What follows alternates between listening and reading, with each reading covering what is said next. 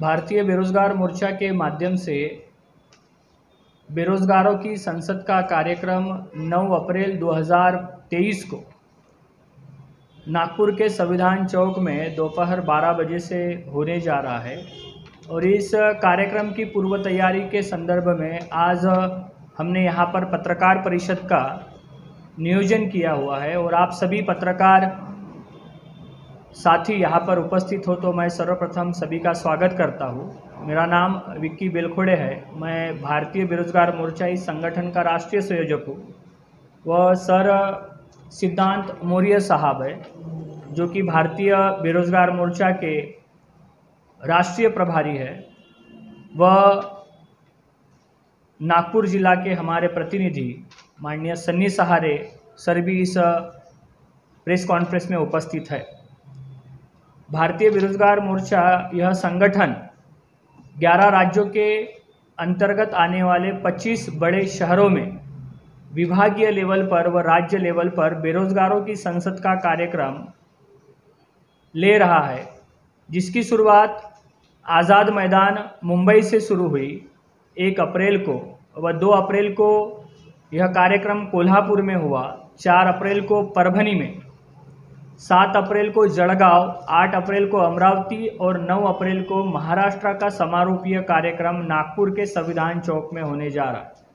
इसकी पूर्व तैयारी के अंतर्गत यह प्रेस कॉन्फ्रेंस का नियोजन किया गया है, जिसके माध्यम से सभी बेरोजगारों तक यह जानकारी पहुँचे कि यह बेरोजगारों की संसद किस उद्देश्य और किस मुद्दों को लेकर लगाई गई है। वह इस कार्यक्रम में आने के लिए भी ज़्यादा से ज़्यादा संख्या में वह तैयार हो, शामिल हो। आगे की जानकारी देने के लिए मैं माननीय सिद्धांत मौर्य साहब जो कि राष्ट्रीय प्रभारी है, उनको विनंती करता हूँ। धन्यवाद। सबसे पहले देश में बड़े पैमाने पर बेरोज़गारी बढ़ रही है और बेरोज़गारी इतनी चरम सीमा पर पहुंच गया है कि एनसीआरबी की रिपोर्ट कहती है कि पढ़ा लिखा नौजवान सुशिक्षित जो ग्रेजुएट है, जो पोस्ट ग्रेजुएट है, रिसर्च स्कॉलर है, जो हायर एजुकेटेड है, डीएलएड, बीएड, टेट क्वालिफाइड है, ऐसे सुशिक्षित नौजवान प्रतिदिन 38 नौजवान जो आत्महत्या करने को मजबूर हैं, आत्महत्या कर रहे हैं। और ये एनसीआरबी की जो ये रिपोर्ट है वह रिपोर्ट है जो रजिस्टर्ड होते हैं घटनाएं, जो घटनाएं रजिस्टर्ड होती हैं। कुछ ऐसी भी घटनाएं हैं देश में जो रजिस्टर्ड ही नहीं होती, उसका तो इतना ज़्यादा है। जो रजिस्टर्ड नहीं होने वाली जो घटनाएं हैं वो सबसे ज़्यादा है देश में। ऐसी परिस्थितियां निर्माण हो गई। दूसरी महत्वपूर्ण बात यह है कि अभी कल के पेपर में कल 2 अप्रैल के पेपर में हमारे सामने पेपर है और ये बेरोज़गारी के दर पे ये बात लिखा है कि देश में बेरोज़गारी दर मार्च में 3 महीने के सबसे उच्चतम स्तर पर 7.8% पहुँच गई है। और ये CMIE की रिपोर्ट कह रही है, ये संस्था है जो भारत में स्टैटिक सर्वे करता है, भारत में आर्थिक स्टैटिक सर्वे करता है और सर्वे करके वो रिसर्च करके हर तिमाही पर वो रिसर्च करके ले आता है। और वो कह रहा है कि मार्च महीने में सबसे ज़्यादा उच्चतम स्तर पर 3 महीने के अंदर में ये बेरोज़गारी दर बढ़ी है, 7.8% तक पहुंच गई है। इतनी बड़ी हालत हो गई है, यानी इस देश में अभी 2017-2018 के सत्र में CMI की ही रिपोर्ट बताई थी कि 1.1 करोड़ नौकरियां जो केंद्र सरकार की नौकरियां थी, वो उसमें से 1.1 करोड़ नौकरियां समाप्त हो गई, ख़त्म हो गई। ऐसी परिस्थितियां निर्माण हो रही है। तो धीरे धीरे ये जो सिस्टम, ये सारी जो परेशानियां आ रही हैं, जो ये सारे समस्याएं पैदा हो रहा है, ख़ास करके युवाओं विद्यार्थियों को। ये क्यों भाई युवाओं विद्यार्थियों के ऊपर समस्या है? क्योंकि इस देश में युवाओं की तादाद ज़्यादा है। दुनिया में सबसे ज़्यादा वर्तमान समय में भारत में युवा वर्ग ज़्यादा है, जिसका परसेंटेजाइल माना जाता है कि 37% युवा यहाँ पर हैं। और वो 37% युवा अगर यहाँ पर हैं तो ये माना जाता है कि 40 करोड़ से ऊपर होंगे। और 40 करोड़ युवा यहाँ कर इस देश में बेरोज़गार, सुशिक्षित हैं, बेरोज़गार हैं। और बेरोज़गारी के संदर्भ में जब हम लोग नौकरी की बात करते हैं, जब हम रोज़गार की बात करते हैं, तो शासक के तरफ से, शासन के करने वाली जमात की तरफ से एक बहुत बड़ा हम लोगों के नौजवानों के ऊपर कलंक लगाया जाता है। कलंक किस बात का लगाया जाता है कि भारत में जो पढ़े लिखे नौजवान हैं, ये इनके अंदर स्किल्ड नहीं है, ये स्किल्डलेस है, इनके अंदर किसी प्रकार का स्किल्ड नहीं है। तो जो इनके अंदर स्किल्ड नहीं है, इसका यह मतलब अर्थ होता है कि भारत सरकार ही एजुकेशन मंत्रालय है, भारत सरकार के पास यूजीसी है, भारत सरकार ही डिसाइड करती है कि भारत में कौन सा पाठ्यक्रम चलेगा, भारत सरकार ही डिसाइड करता है कौन सा प्रोफेसर पढ़ाएगा, भारत सरकार ही डिसाइड करती है कौन सी यूनिवर्सिटी चलेगी, कौन सी यूनिवर्सिटी नहीं चलेगी, भारत सरकार ही डिसाइड करती है कौन सा कोर्स यहाँ पर एफिलेटेड है, कौन सा कोर्स नहीं है। तो जब भारत सरकार ही सारा तय कर रही है और फिर जब वहाँ से प्रोडक्ट निकल रहे हैं नौजवान छात्र पढ़ करके, उनके ऊपर आरोप लगा रहा है भारत सरकार और कह रहे हैं, लोग कह रहे हैं कि ये जो हमारे भारत की पढ़ाई लिखाई है उससे इस देश में स्किल्ड लेबर लोग नहीं पैदा होते, स्किल्ड नौजवान नहीं पैदा होते। ये तो कलंक लगाने का काम है। अरे इसी फैक्ट्री, जिस फैक्ट्री को तुमने बनाया, उसी फैक्ट्री में से जैसा आप प्रोडक्ट निकालोगे वैसा प्रोडक्ट निकलेगा, सीधी सी बात है। तो इतना बड़ा ये कलंक लगाने का काम किया जा रहा है और ये बेरोज़गारी इतनी चरम पर पहुंच गई है कि लोग आत्महत्या करने को मजबूर हैं, इतनी परेशानी। अभी जनवरी की रिपोर्ट कहती है, न्यूज पत्रिका नाम की एक पेपर है, उस पत्रिका की रिपोर्ट के अनुसार ये कहता है रिपोर्ट में कि भारत में 20 करोड़ लोग ऐसे हैं जो खाली पेट सोते हैं, उनके पास भोजन नहीं मिल रहा है, माल न्यूट्रिशंस की कमी है। तो उसकी वजह है कि उनको रोज़गार नहीं मिल रहे हैं, उसकी वजह है कि उनके पास रोज़गार मुहैया नहीं हो रहे हैं। तो रोज़गार अगर होता तो ये 20 करोड़ जो लोग हैं वो कहीं न कहीं 20 करोड़ परिवार भी होगा उसके साथ जुड़ा हुआ। तो इस तरीके से बड़ा भयंकर परिस्थिति निर्माण हो गई है। अगर इस पर हम लोग देश भर में जागृति करके युवाओं के अंदर, विद्यार्थियों के अंदर जो ये आज इतनी बड़ी समस्या पैदा की जा रही है और ये विद्यार्थियों की जो समस्या पैदा की रही, इसका कोई भी राष्ट्रीय स्तर पर मुद्दा उठाने को तैयार नहीं है। ना तो विपक्ष इस देश में उठाने को तैयार है, विपक्ष वही मुद्दा उठा रही है जो जनहित से मतलब नहीं है। अब नरेंद्र मोदी को चोर कहने से जनहित का क्या फ़ायदा? नरेंद्र मोदी को चोर कहो चाहे साव कहो, उससे जनहित का कुछ मिलने वाला नहीं है। और जो जनहित से मुद्दा है, जैसे रोजगार मुद्दा है, ईवीएम का सवाल है, इस देश के लोकतंत्र का सवाल है, अभिव्यक्ति का सवाल है, ये जो जनहित का मुद्दा है वो कांग्रेस उठाने का काम नहीं है और विपक्ष में पड़ी हुई है। वो विपक्ष का जो विपक्ष का काम होना चाहिए, विपक्ष का काम वो नहीं कर रही है। इसका मतलब यहाँ पर सबसे बड़ी समस्या हो गई कि भारत में विपक्ष ही नहीं है, विपक्ष भी पक्ष की तरफ चला गया है। वो केवल नौटंकी चल रही है कि चोर कहने पर। यह नौटंकी तब शुरू हुआ जब हम लोगों ने इस देश में बेरोजगारों की संसद पर मुहिम शुरू किया, बेरोजगारों की संसद बुलाना शुरू किया, तब ये बड़े पैमाने पर इसका उन्होंने ये हाईलाइट करना शुरू किया ताकि ये रोजगारी के मुद्दे पर चर्चा देश में ना हो, बेरोजगारी के मुद्दे पर देश में चर्चा ना हो,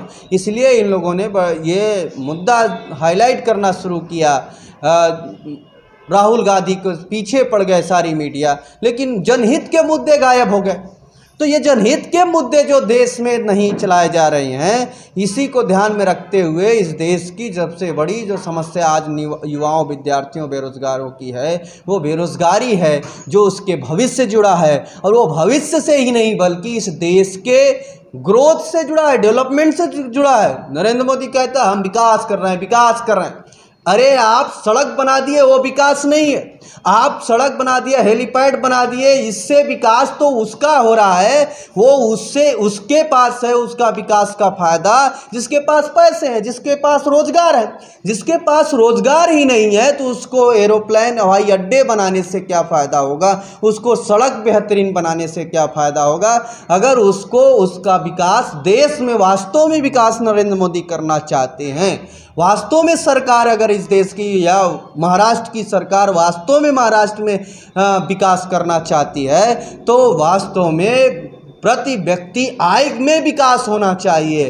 प्रति व्यक्ति आय यहाँ पर घटता जा रहा है, खत्म होते जा रहा है, कम की ओर जा रहा है। इससे यह साबित होता है कि ये विकास एक ढकोसला है। बल्कि हम कहते हैं सरकारों को कि अगर वास्तव में विकास करना चाहते हो तो युवाओं बेरोजगारों को ज़्यादा से ज़्यादा रोज़गार मुहैया कराया जाए। अगर इनको रोज़गार मुहैया कराया जाता है तो भारत का विकास होगा, तो भारत का वास्तविक विकास होगा, तब भारत समृद्धशाली देश बन सकता है, तब भारत आत्मनिर्भर देश बन सकता है, तब भारत इस देश का गौरवशाली देश बन सकता है। अगर हम प्रति व्यक्ति आय के विकास में काम करते हैं और उनके रोज़गार को मुहैया कराते हैं, ये सारी बातें हमें ध्यान में रखना चाहिए। इस बात को ध्यान में रख करके हम लोग देश के 25 जगहों पर, देश भर के 25 जगहों पर जहां इंस्टीट्यूशनल हब हैं, देश के 25 जगह जहां इंस्टीट्यूशनल हब है, जहां बड़े पैमाने पर विद्यार्थी लोग पढ़ते हैं, बेरोज़गार पड़े हुए पढ़ाई कर रहे हैं, कंपटीशन की तैयारी कर रहे हैं, उन जगहों पर 12 राज्यों में हम लोग बेरोज़गारों की संसद बुला रहे हैं। और ये संसद में ख़ास बात यह है कि हम बेरोज़गारों की बात को सुन रहे हैं, उनकी बातें सुनी जा रही है और उनका डाटा तैयार किया जा रहा है। और वो डाटा तैयार करके हम लोग भविष्य में, अभी बेरोज़गार संसद बुला रहे हैं, फिर भविष्य में इससे बड़ा दूसरे चरण का आंदोलन घोषित किया जाएगा। और वो दूसरे चरण का आंदोलन के बाद हम लोग इस देश की जहाँ से ये कचड़े गंदे लोग हैं जो संसद में जा कर के हमारे ही खिलाफ कानून बनाने का काम कर रहे हैं और इस पर बेरोज़गारी पर कोई समाधान नहीं कर रहे हैं, उनको भी घेरने का हम लोग प्रस्ताव बना सकते हैं, उनको भी घेरने का हम लोग आंदोलन की कड़ी में डाला जा सकता है। ये सारे मुद्दे को ध्यान में रख करके हम लोग देश के तमाम शहरों में, 25 शहरों में बेरोज़गारों की संसद बुलाई जा रही है। उसी के कड़ी में आगामी 9 अप्रैल को ये नागपुर के शहर में, नागपुर शहर है, शहर में ही संविधान चौक है और वो संविधान चौक पर हम हजारों लोगों के साथ बेरोज़गारों की संसद बुलाई जा रही है। और इस प्रेस वार्ता के माध्यम से हम प्रेस मीडिया के साथियों से भी अपील करेंगे कि इस पर ज़्यादा से ज़्यादा लोगों को निवेदन है कि इस प्रेस वार्ता के माध्यम से ज़्यादा लोग इस बेरोज़गारों की संसद में शामिल हों ताकि ये बेरोज़गारों के मुद्दे को राष्ट्रव्यापी मुद्दा बनाया जाए। इस मुद्दे को कोई छूने को तैयार नहीं है, इस मुद्दे को कोई उठाने को तैयार नहीं है, इस मुद्दे को कोई बोलने को तैयार नहीं है। उसकी वजह है क्योंकि इसमें पक्ष और विपक्ष दोनों मिलजुल करके ये सारी योजना बना करके ये बेरोज़गारी समाप्त कर रहे हैं। इसके संदर्भ में हम इतनी ही बातें, और पत्रकार महोदय से अगर कोई सवाल है तो पूछा जा सकता है, हम इस पर जवाब देंगे। तो सर मेरा सवाल ये है कि इस कार्यक्रम में कितने लोग आने की संभावना है? हजारों लोगों की हम तैयारी बहुत बृहद लेवल पर कर रहे हैं। जैसे हमारा ये जोन है हमारा नागपुर जोन ज़िले से सटे हुए 6 ज़िले और हैं, तो इसमें 6 ज़िले हैं और नागपुर भी है, साथ में 13 तहसील के लोग हैं इसमें पार्टिसिपेट करेंगे। हमारी जैसे जानकारी है कि 2014 में जब मोदी जी पीएम कैंडिडेट थे, उस समय में बड़ी संख्या में जो बेरोजगार थे, जो युवा थे, जो विद्यार्थी थे, इन्होंने बड़े पैमाने पे उनका साथ सहयोग किया और सोशल मीडिया पे भी उनका प्रचार प्रसार करने का काम किया। तो आज बेरोजगार उनके खिलाफ में क्यों है?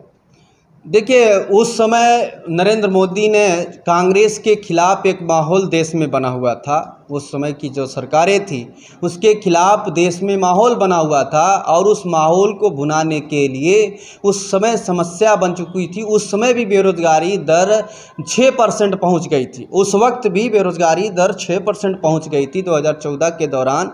तो नरेंद्र मोदी को चुनाव जीतना था तो उसने युवाओं को अपनी तरफ खींचने के लिए उसने अपना एजेंडा डाला। क्या एजेंडा में था कि हम 2 करोड़ युवाओं को नौकरी देंगे, 2 करोड़ रोजगार देंगे और वादा किया था कि हम 2 करोड़ नौकरियां देंगे। तो इस वादा को ध्यान में रखते हुए मेरा सवाल इसी में है कि 2 करोड़ नौकरियां क्या लोगों को मिली नहीं? कहाँ मिली? वो तो रिपोर्ट कह रही है कि 1 करोड़ नौकरियां उसने खत्म कर दी। CMI 2017-18 का रिपोर्ट कह रहा है, 2017-18 की रिपोर्ट कह रही है कि 1.1 करोड़ नौकरियां खत्म हो गई। तो नौकरी कहाँ उसने दिया? उसको देने के बजाय उतना छीनने का काम कर रहा है। ये धोखेबाजी हुई युवाओं के साथ, बेरोजगारों के साथ बड़े पैमाने पर। वो धोखेबाजी की वजह से आज आत्महत्या करने को मजबूर है युवा बेरोजगार। इस वजह से आए दिन IITians लोग, जो IIT उच्च संस्थान होती है जहाँ से इंजीनियर लोग पैदा होते, वो लोग 38 लोगों ने 1 साल में वो आत्महत्या किया। इतनी बड़ी भयंकर समस्या बन चुकी है। सर मेरा एक सवाल है। हाँ, ये आप बोल रहे हैं कि आपके साथ में धोखेबाजी हुई है बेरोजगारों के साथ में, लेकिन देश की जनसंख्या जो है तो कई करोड़ों के पार है, कई 100 करोड़ के ऊपर चली गई है, 135 से ऊपर 135 से ऊपर चली गई है। तो हाँ। क्या सभी युवाओं को, बेरोजगारों को सरकारी नौकरी दी जा सकती है? सर देखिए, ये सवाल आपका जायज़ है, मगर क्या है कि सभी को, युवाओं को जो ये जनसंख्या से और रोज़गार से जो हम वास्ता हम जोड़ते हैं, हमें इस बात को समझने की ज़रूरत है। जब जनसंख्या कम होती है तो प्रोडक्शन और डिमांड कम होता है। जब जनसंख्या बढ़ती है तो प्रोडक्शन और डिमांड बढ़ता है। जैसे फॉर एग्जांपल, जब जनसंख्या बढ़ी तो प्राइमरी स्कूल, जब हमारे देश में जनसंख्या कम थी तो प्राइमरी स्कूल 2-2 किलोमीटर पे थे, 3-3 किलोमीटर पे, 4-4 किलोमीटर पे होते थे स्कूल्स। और हमारे पिता बताते थे कि पैदल 8 किलोमीटर, 10 किलोमीटर और साइकिल से जाते थे। तो जिले में कम स्कूलें थी। अभी जनसंख्या बढ़ी तो डिमांड बढ़ा, जब डिमांड बढ़ा तो स्कूल बढ़ा। स्कूल यहाँ तक बढ़ा कि हर 500 मीटर पर, हर 1 किलोमीटर पर प्राइमरी स्कूल के प्रस्ताव आए और वो चला। इससे तो रोजगार बढ़ना चाहिए। और जब जनसंख्या बढ़ी तो लोग बीमार ज़्यादा होते, तो डॉक्टर्स लोगों की भी संख्या बढ़ी। तो जनसंख्या बढ़ने से रोजगार और बढ़ना चाहिए, मगर ये सरकार दुष्प्रयोग करती, दुष्प्रचार करती है कि जनसंख्या बढ़ने से रोजगार घट गया, हम सबको रोजगार नहीं दे सकते। ये गलत बात है। अगर जनसंख्या अगर रोजगार से संबंधित मामला है तो दुनिया में सबसे ज़्यादा जनसंख्या वाला देश यह चाइना है। चाइना, राइट है। तो सबसे ज़्यादा बेरोजगारी दर चाइना में होनी चाहिए थी। बिल्कुल। लेकिन चाइना में किसी भी प्रकार की बेरोजगारी नहीं है, वो तो प्रबल और ताकतवर देश है। तो आपका जो सवाल है, ये सवालों से ये सिद्ध होता है कि बेरोजगारी का संबंध जनसंख्या से नहीं है। यह जितनी जनसंख्या बढ़ेगी उतनी रोजगार बढ़ सकता है। वर्तमान सरकार स्किल इंडिया, डिजिटल इंडिया की बात करती है, या स्किल इंडिया और डिजिटल इंडिया के माध्यम से क्या वो युवाओं को रोजगार प्रोवाइड नहीं कर रही है? देखिए, डिजिटल इंडिया और स्किल इंडिया के नाम से इसमें और एक सवाल साथ में है कि स्किल इंडिया के साथ में मुद्रा योजना भी सरकार ने लागू की थी, सेंट्रल गवर्नमेंट ने। क्या इसके द्वारा भी बेरोजगारी दूर नहीं हो पाई? नहीं, ये जो योजना है, देखिए स्किल इंडिया, डिजिटल इंडिया का एक एग्जांपल देते हैं। इन्होंने न्यू एजुकेशन पॉलिसी लाई है। न्यू एजुकेशन पॉलिसी में इन्होंने एक योजना लाई है कि डिजिटल इंडिया के माध्यम से एजुकेशन सिस्टम और बेहतर बनाया जाएगा। तो उसके लिए इन्होंने कहा कि भविष्य में एक प्रोफेसर होगा और एक प्रोफेसर, आज जैसे एक यूट्यूब चैनल बनाया जाएगा, एक डिजिटलाइज सिस्टम तैयार किया जाएगा और वो प्रोफेसर ही सारे देश भर के युवाओं को शिक्षा देने का काम कर देगा। इससे क्या होगा? रोजगार तो खत्म हो गया, डिजिटल के नाम से रोजगार तो खत्म हो गया। जितना देश में मशीनीकरण हुआ उतना तो रोजगार खत्म होते जा रहे हैं ना। देश में मशीनीकरण की वजह से रोज़गार तो धीरे धीरे ख़त्म होते जा रहे हैं। तो ये डिजिटलाइज सिस्टम जो है, ये हम इसका विरोध नहीं करते हैं, मगर डिजिटलाइज सिस्टम के पीछे रोज़गार बड़े पैमाने पर ख़त्म हो जाएंगे। ये भयंकर समस्या है। तो सरकार डिजिटलाइज भी करे, मगर इस पर विशेष तौर पर ध्यान रख करके बनाया जाना चाहिए कि डिजिटल के साथ साथ रोज़गार परख होना चाहिए, ज़्यादा से ज़्यादा रोज़गार निकले ऐसी नीतियाँ बनाई जानी चाहिए। पिछले 2-3 साल से कोरोना ही चल रहा था, उस वजह से भी रोजगार हो सकता है कि सरकार को देना ये नहीं हो रहा होगा, तो इस पे आपकी क्या कहना है? अरे पिछले 2 साल रोज़गार वो कोरोना चला, और कोरोना के बावजूद भी वो मोदी और ये अडानी अंबानी का घर तो बढ़ता गया और बेरोज़गारों की क्यों सत्यानाश होते करते गए भाई। इससे कोरोना से उससे क्या, अब तो सारा सिस्टमेटिक हो गया ना। अब तो रोज़गार सिस्टम, अब भारत सरकार तो सिस्टम से चल रहा है, आपका सारा काम चल रहा है, उसमें कोरोना का कोई बंद नहीं है, सारा काम आप कर रहे हो। मगर जब रोज़गार का सवाल हो रहा है तो आप कह रहे हो कि कोरोना की वजह से भारत का डेवलपमेंट रुक गया था, इसलिए हमें थोड़ा सा बैकफुट पे होकर के उनको मजबूत करते हैं तो रोज़गार देते हैं। अभी तो कोरोना नहीं है ना, अभी तो रोज़गार बड़े पैमाने पर आ सकते हैं, फैक्ट्रियां लगाई जा सकती हैं, सारे फैक्ट्रियां ओपन की जा सकती हैं। मगर कोरोना के ही नाम से इन लोगों ने बड़े षड्यंत्र किया। कोरोना के ही दौरान में इन्होंने लेबर लॉ ख़त्म कर दिया जो बेरोज़गारी से संबंधित है। जिस लेबर लॉ में क्या इतना बड़ा संशोधन इन लोगों ने किया कि जो लेबर लॉ ये था कि 8 घंटे काम करने पर आपको केवल अनुमति होगी, उसको इन लोगों ने संशोधन करके 12 घंटे कर दिया। तो 12 घंटे में क्या हो गया कि जो काम एक आदमी करता था 8 घंटे, अब एक ही आदमी 12 घंटे का काम करेगा। मतलब एक आदमी 1.5 आदमी और 2 आदमी का काम करने लगा। तो रोज़गार तो ऐसे ही सरकार कानून बना करके ख़त्म कर रही है ना। समस्या तो इस बात की है, अगर इस सरकार की इतनी ही फिक्र होती देश के डेवलपमेंट के, तो ये कोरोना के पीछे ही इतना भयंकर कानून क्यों ख़त्म किया और ला करके ये रोज़गार ख़त्म करने के ये साजिश किया गया। तो ये एक केवल ढकोसला है कि अभी का देश उस कोरोना से पीड़ित था, तो अभी हम लोगों के अवसर नहीं है। सर, लगभग 91 के आसपास एलपीजी लागू हुआ जो कांग्रेस की सरकार में हुआ था। तो क्या उस प्राइवेटाइजेशन के वजह से रोजगार के जो अवसर है वो क्या युवाओं को नहीं मिल पा रहे? निश्चित तौर पे ये सही सवाल आपका है। एलपीजी की वजह से ही देश में एलपीजी इसीलिए लाई गई कि भारत का सरकार ये कहती है, नीति आयोग भारत का कह रहा है कि हमारा काम शासन प्रशासन चलाना नहीं, हमारा काम स्कूल यूनिवर्सिटी चलाना नहीं है, हमारा काम बीएसएनएल रेलवे चलाना नहीं है, हमारा काम ये नहीं है, ये काम जिनका है वो करें। इसलिए वो सारे विभाग को उसी वजह से एलपीजी कानून ला करके ही, ये सारे एलपीजी कानून की वजह से ही रोज़गार सबसे ज़्यादा खत्म हुआ। एलपीजी कानून की ही वजह से सबसे ज़्यादा रोज़गार खत्म हुआ। और जब आप डाटा भी कह रहा है कि जब एलपीजी कानून लाया गया तब रोज़गार था, और जब एलपीजी कानून धीरे धीरे पालन शुरू हुआ उसका, तो 2002 तक बेरोज़गारी दर 2.2 आ गई 2002 में। फिर 2014 में एलपीजी का दुष्परिणाम पड़ना शुरू हुआ, तो 2014 तक आते आते उसका दुष्परिणाम हो गया 6.6 तक बेरोज़गारी दर पहुंच गई। तो इस तरीके से एलपीजी की वजह से बड़े पैमाने पर बेरोज़गारी बढ़ी है, ये सच है। आपने जिस तरह से महाराष्ट्र गवर्नमेंट का भी नाम लिया है, महाराष्ट्र गवर्नमेंट के अभी जीआर के अनुसार कंत्राटी जो रोजगार है वो अभी वो देने वाले हैं, उसमें भर्ती की जा रही है। महाराष्ट्र सरकार ने 14 मार्च को एक ऑर्डिनेंस लाया और उसमें ये कह रहा है कि कुछ 3-4 प्राइवेट कंपनियों को 9 कंपनियों को हम टेंडर देंगे और टेंडर के माध्यम से युवाओं की भर्ती करेंगे। ये महाराष्ट्र सरकार ने ले आया, और इससे रोज़गार नहीं होगा।